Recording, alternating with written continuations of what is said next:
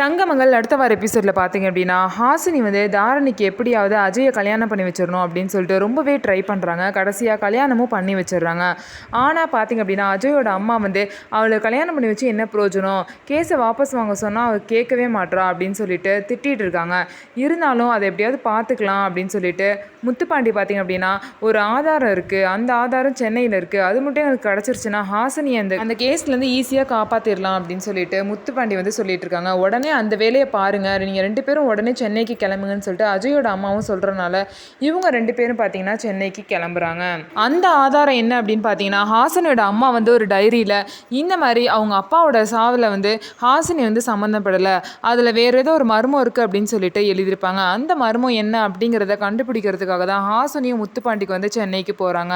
இது தெரிஞ்சுக்கிட்ட தாரணியோட சித்தி பார்த்தீங்க அப்படின்னா எப்படியாவது இவங்க போகிறத தடுக்கணும்னு ட்ரை பண்ணாங்க. ஆனால் அது முடியல. உடனே வந்து தாரணி பார்த்தீங்க அப்படின்னா நானும் உங்க கூட வரேன் அப்படின்னு சொல்லிட்டு தாரணியோட சித்தி வந்து தாரணிகிட்ட சொல்கிறாங்க.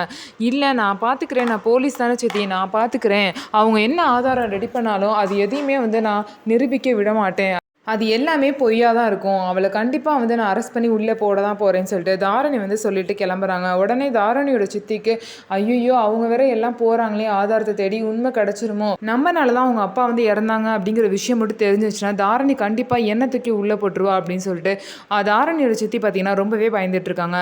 எப்படி வந்து ஆதாரத்தை எடுத்து இதை வந்து ப்ரூவ் பண்ண போகிறாங்க அப்படிங்கிறத பொறுத்திருந்து பார்க்கலாம். நம்ம வீடியோ உங்களுக்கு பிடிச்சிருந்தா நம்ம வீடியோவை லைக் பண்ணிக்கோங்க, மறக்காமல் நம்மளோட சேனலை சப்ஸ்கிரைப் பண்ணிட்டு பாருங்கள்.